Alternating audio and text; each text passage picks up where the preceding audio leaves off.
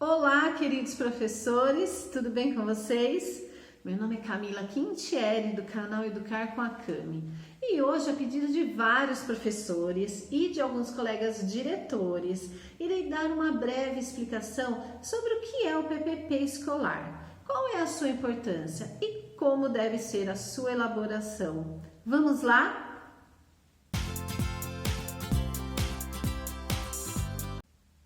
Quando falamos em PPP, pensamos que ele é um bicho de 7 cabeças. Primeiro que só sua definição, projeto, político, pedagógico, já o deixa com uma cara de algo que parece chato e difícil de fazer. Mas relaxa, não é bem assim. A partir do momento que você entende a sua importância e participa da sua elaboração, você começa a enxergar que ele é um norteador dos objetivos que as escolas almejam alcançar e garantir o direito de aprendizagem para todos os alunos. O projeto político-pedagógico, o famoso PPP, é um documento firmado pela Lei de Diretrizes e Bases da Educação Nacional, que é a LDB. E hoje ele é orientado pela Base Nacional Comum Curricular, a BNCC, e que tem como objetivo principal o planejamento e o acompanhamento das atividades de uma instituição escolar. Ele define a identidade da escola. Então, as pessoas que participam da sua elaboração, é importantíssimo que elas vejam os itens analisados com um olhar bastante crítico, porque é preciso analisar o passado, observar o presente para programar o futuro, mais assertivo para a educação. Toda escola tem um objetivo que deseja alcançar, metas a cumprir e sonhos a realizar.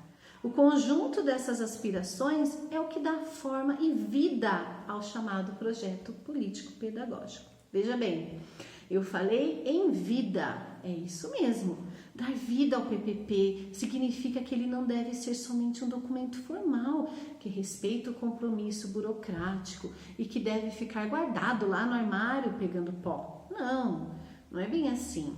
Ele é um documento que deve ser elaborado de forma colaborativa, isto é, de maneira que assegura a participação de todos envolvidos com a educação, sendo eles o diretor, o coordenador, o funcionário, os próprios alunos, os pais e os demais membros da comunidade. É através do PPP que cada escola articula a maneira como os conteúdos serão ensinados, levando em consideração a realidade social, cultural e econômica do local em que a escola está inserida. Desse modo, o projeto ele deve servir para atender às especificidades de cada escola e ele deve ser flexível para atender às demandas de aprendizado específicas de cada aluno. Veja bem, por isso a importância da escola elaborar o seu PPP e não pegar um projeto já pronto, porque isso não vai fazer sentido com a realidade. O PPP ele é um documento que deve ter vida, ser um documento ativo dentro da escola, porque a partir do momento que os integrantes percebem que algo não está dando certo, ou que tem alguma coisa que deve ser resolvida de uma outra maneira, ou ainda um novo projeto que deve ser inserido, ele poderá ser modificado sim, porque ele é flexível e democrático. Bem, agora que você já sabe um pouco sobre o PPP, eu vou apresentar para você quais são os itens que compõem este documento.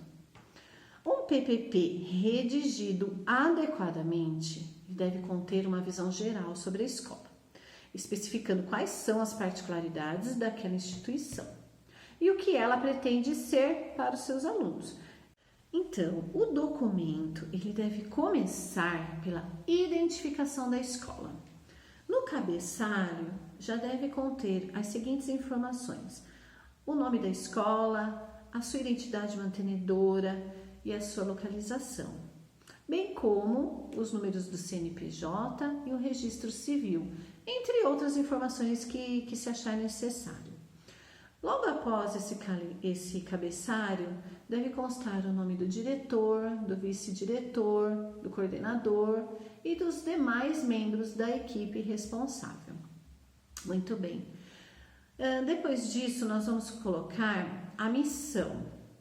É interessante contar a história da instituição, pois assim é possível criar uma referência para o trabalho que está sendo realizado. Deve-se colocar quais são os princípios da escola. Em linhas gerais, mostra-se quais são os objetivos a serem atingidos, que tipo de alunos pretende se formar e em que realidade estarão preparados esses alunos para serem inseridos. Bem, depois disso, vamos pôr lá o público que se atende. É preciso conhecer o público atendido pela escola.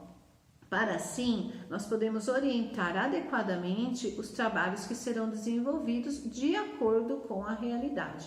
Para isso, os responsáveis pela elaboração do PPP, neste caso que são os gestores, eles devem levantar informações sobre os alunos, através das fichas de matrículas e também pode-se fazer algumas pesquisas.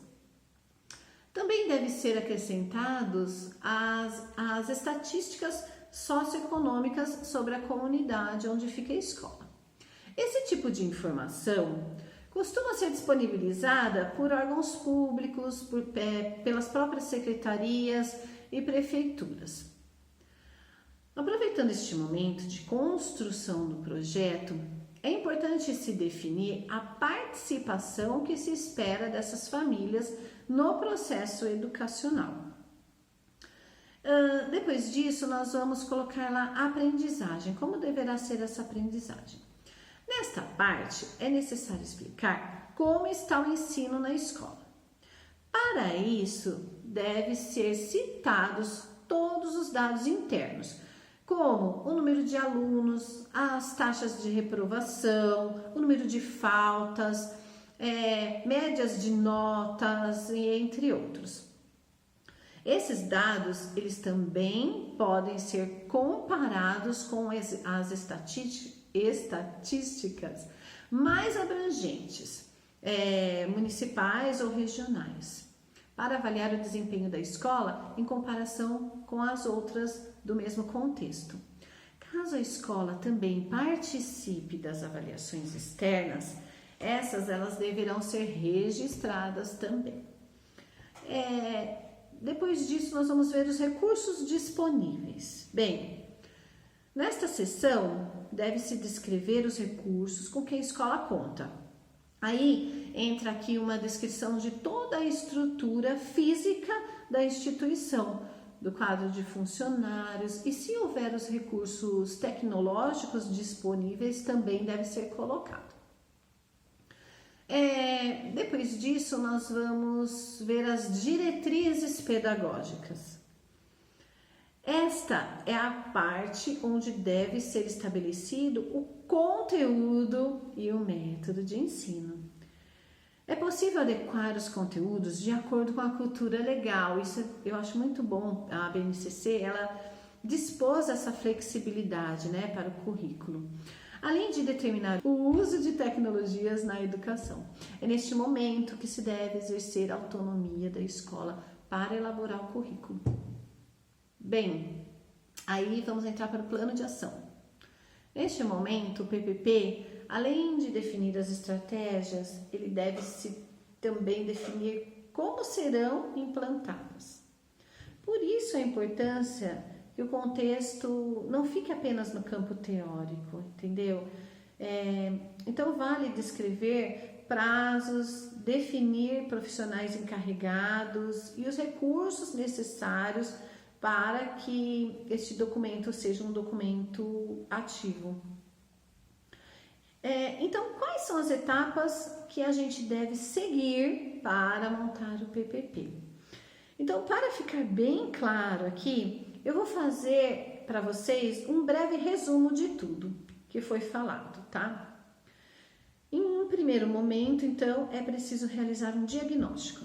É preciso conhecer bem a comunidade que a instituição ela está inserida. A equipe responsável pelo projeto, ela pode começar, por exemplo, contabilizando as informações das fichas dos alunos ou pesquisando as estatísticas oficiais. Em um segundo momento, depois de todos lerem e analisarem aquelas pesquisas que foram feitas, né, os diagnósticos, eles devem se averiguar que identidade a escola quer construir e quais são as estratégias que serão feitas. Como serão superados os desafios? O debate ele precisa ser aberto e as contribuições de todos devem ser registradas para que se chegue a um consenso. Bem, depois de tudo isso, é preciso debater com os profissionais. Então, depois que debateu com toda a comunidade, né, participante, nós vamos verificar com os profissionais de cada área as melhores maneiras específicas de se atingir os objetivos desejados. Essa é a hora de elaborar propostas objetivas e definir currículos das disciplinas e sugerir metas concretas. É a partir dessas determinações que deve ser feito o acompanhamento periódico posteriormente. Então, tudo isso será acompanhado. Depois de concluído esse projeto, é preciso que todos tomem conhecimento do conteúdo do documento, para que, de modo geral, todos se sintam engajados com o PPP escolar. Espero que vocês tenham gostado do vídeo, que tenha sido esclarecedor. Se você gostou, se inscreva no canal, dá um joinha, ative o sininho para quando eu postar algum vídeo novo vocês estarem sabendo. Se inscreva nas minhas redes sociais, Facebook e Instagram. Um abraço carinhoso e fiquem com Deus.